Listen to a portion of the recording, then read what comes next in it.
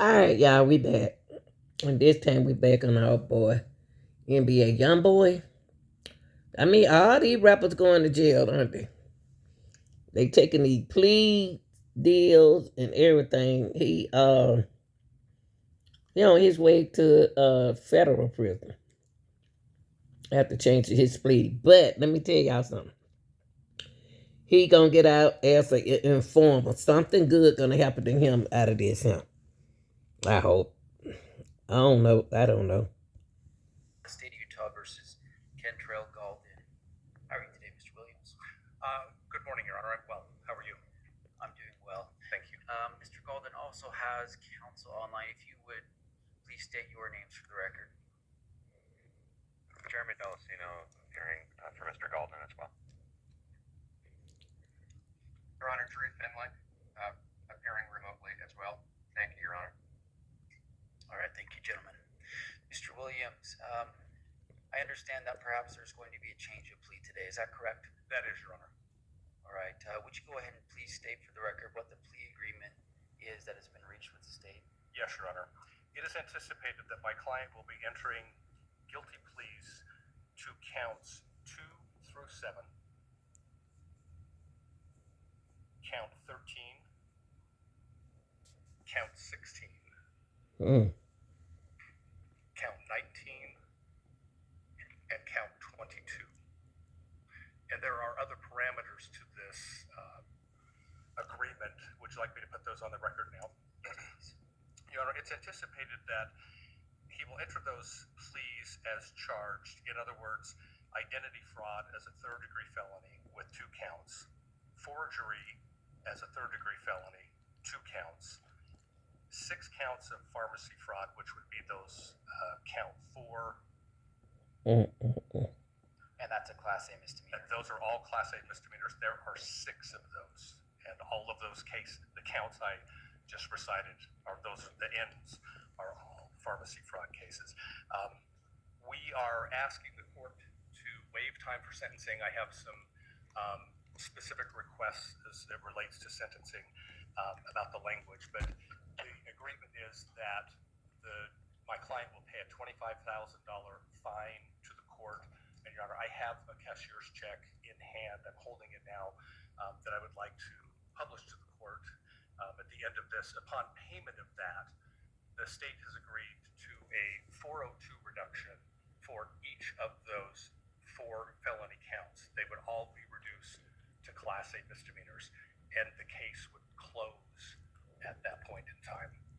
With credit for time served? No credit for time served, and that has to do with his pending federal sentencing and anticipated sentence within the Bureau of Prisons. So what we're asking is for the court to give no credit for any time served and to simply close the case. Okay. Let's have a counsel just approach. Wow. We'll just have a brief discussion at the bench here. You might. To close the case? All right. I was able to meet with the attorneys at Sidebar and just to try to better understand tell about what's happening with the federal sentence and the amount of incarceration that Mr. Galden will be receiving as to why it might make some sense for the court to accept the plea bargain. Go ahead, Mr. Williams. Your Honor, thank you. I'm happy to do that. Your Honor, the agreement that my client has reached with the federal government is, he's already entered this plea. This is a matter of public record. He reached an agreement that has yet to be accepted by the district court. I should qualify that a sentence of incarceration of 27 months in the Bureau of Prisons would be a reasonable sentence. And we're awaiting sentencing on that currently. But the position here is that is a significant sentence. Candidly, it could be that if he were sent to the Utah State Prison on this, the board may release him far sooner than that. But he's going to do this 27 months within federal custody, which is why we're asking the court to follow this recommendation and this plea agreement that we've reached of just closing the case now. Then he can go and remain in federal custody and go do that time when that sentence is handed down. Thank you, Mr. Williams. Mr. Keller, is there any? Your Honor, if I may, I'm sorry. You may. Thank you so much. Wow. Bring up, and that is that in our negotiations, which have been extensive with Mr. Keller, one of the things that we talked about that there would be a no contest, and I'll let Mr. Williams explain that in person. But these would be entered no contest, and Mr. Delacino and I just wanted to make sure that was clear with the court. Okay, thank you for helping me better understand that, Mr. Finley. Mr. Delacino?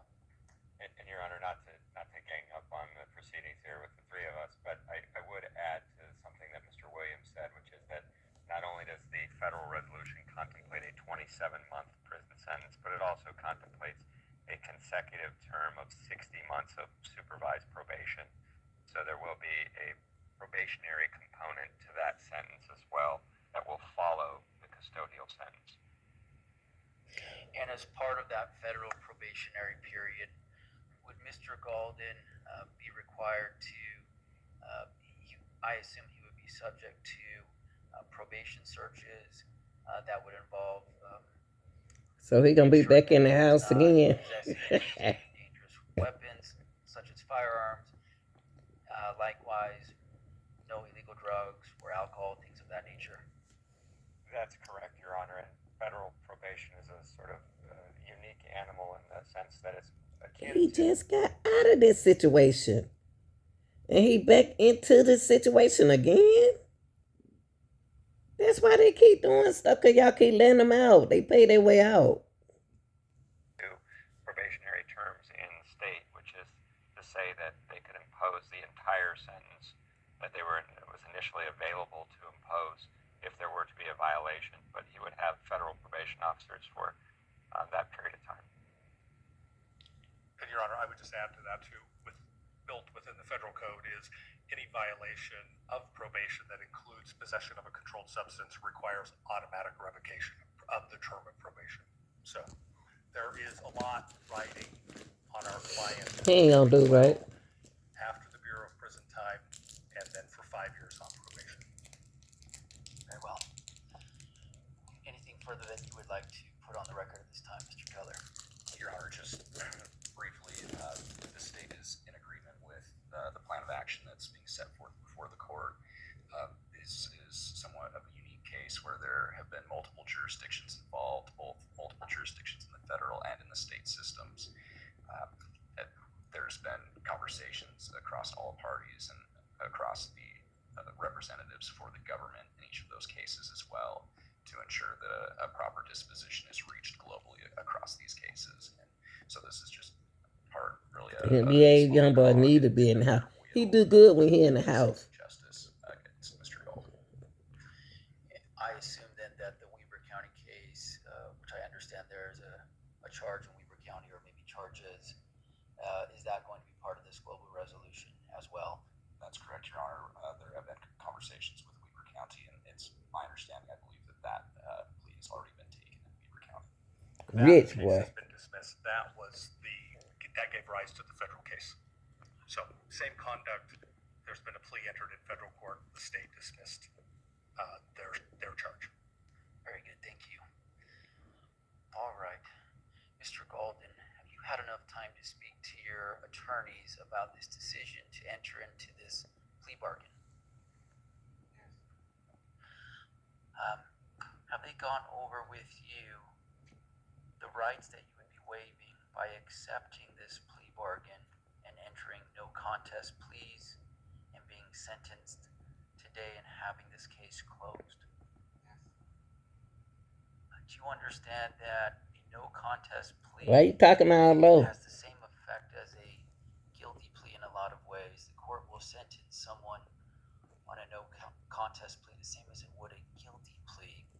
Although you would still be maintaining your innocence, you would acknowledge that the government has sufficient evidence to meet each and every element of the charges that you would be pleading no contest to. Mr. Golden, are you under the influence of any drugs or alcohol today? Are you on any medications right now? No. Are you thinking clearly today and understanding everything that's happening in court? Yes. Has anybody forced you or coerced you to get you to accept this plea bargain? No. are you pleading no contest today because you believe that the government does have sufficient evidence to be able to prove each of... What if